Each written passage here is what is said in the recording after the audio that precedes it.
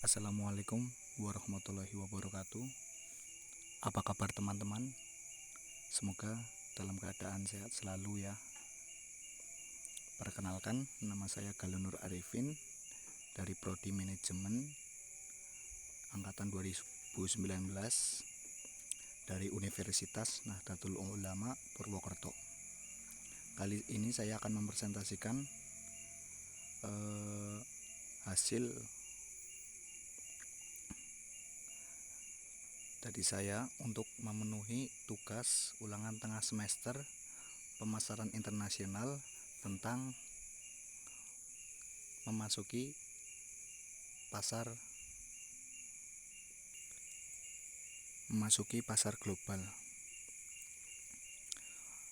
Di sini dosen pengampunya yaitu Ibu Titi Haryati. Langsung saja ke materinya. Yang pertama yaitu faktor untuk menentukan target pasar. Di sini ada beberapa faktor untuk menentukan target pasar. Di antaranya yaitu yang pertama ukuran segmen. Perusahaan besar cenderung memilih segmen pasar yang juga besar, begitupun sebaliknya. Perusahaan kecil akan memilih segmen pasar yang lebih kecil. Hal ini bertujuan agar perusahaan dapat menyesuaikan target perusahaan sesuai dengan kemampuan masing-masing. Selanjutnya, pertumbuhan segmen. Faktor pertumbuhan segmen juga merupakan salah satu faktor yang wajib diperhatikan dalam menentukan target pasar. Meskipun ukuran sebuah segmen saat ini relatif kecil, tetapi tidak menutup kemungkinan akan berkembang di masa yang akan datang jika tanda-tanda perkembangan yang positif. Yang selanjutnya ada analisis situasi. Lakukanlah analisis situasi secara teliti dengan cermat sebelum menentukan target pasar. Analisis situasi tersebut berhubungan dengan konsumen, para pemasok, dan para distributor dengan menggunakan analisis SWOT. Selanjutnya ada sumber daya perusahaan. Sebelum menentukan target pasar, cobalah perhatikan sumber daya yang didapat perusahaan. Apabila sumber daya perusahaan didapat dari kerjasama dengan pihak luar, maka kita harus berhati-hati. Hal ini karena keuntungan dan risiko tanggung jawab ditanggung bersama-sama. Selanjutnya ada biaya yang harus dikeluarkan untuk mencapai segmen. Sebuah segmen harus disesuaikan dengan kegiatan pemasaran perusahaan. Jika segmen yang dipilih ternyata tidak cocok, maka sebaiknya tidak perlu untuk dilakukan. Oleh sebab itu, identifikasi mengenai segmen yang akan dituju wajib dilakukan dengan teliti. Selanjutnya ada kesesuaian tujuan. Setelah segmen pasar ditentukan, sebaiknya perusahaan tetap fokus kepada segmen tersebut.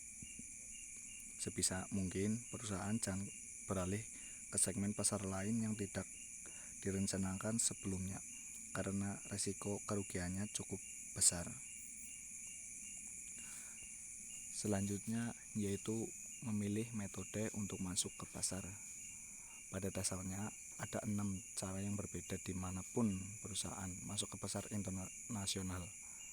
Di antaranya yaitu yang pertama metode ekspor, yang kedua metode melalui proyek turnkey, yang ketiga metode memberikan lisensi atau licensing, yang keempat ada metode memberikan warabala franchising, yang kelima ada metode membentuk usaha patungan atau joint venture, yang keenam ada metode mendirikan anak perusahaan. Selanjutnya menjelaskan tentang ekspor. Ekspor memiliki beberapa jumlah keuntungan, terutama menghindari biaya pengaturan manufaktur di pasar luar negeri. Tetapi strategi ini juga memiliki kerugian biaya transportasi dan hambatan perdagangan internasional yang lebih tinggi. Untuk mengatasinya, perusahaan dapat menjalankan aliansi strategi untuk membentuk asosiasi dengan anak perusahaan pemasaran di negara tuan rumah. Selanjutnya tentang licensing. Pemberian lisensi atau licensing ini adalah pengaturan kontrak di mana pemberi lisensi menawarkan aset kepada perusahaan asing dengan imbalan yang royal. Ini memungkinkan penerima lisensi baik secara eksekutif atau non-eksklusif untuk memproduksi produk pemilik lisensi untuk jangka waktu tertentu di pasar tertentu. Pemberi lisensi di negara asal memberikan hak atau sumber daya terbatas bagi pemegang lisensi. Selanjutnya ada joint venture. Di sini pengertian joint venture adalah usaha bisnis yang dilakukan oleh dua entitas bisnis atau lebih untuk periode waktu yang tertentu. Kerjasama ini diciptakan untuk memberikan tujuan yang spesifik dan ditentukan dalam rencana yang telah disepakati.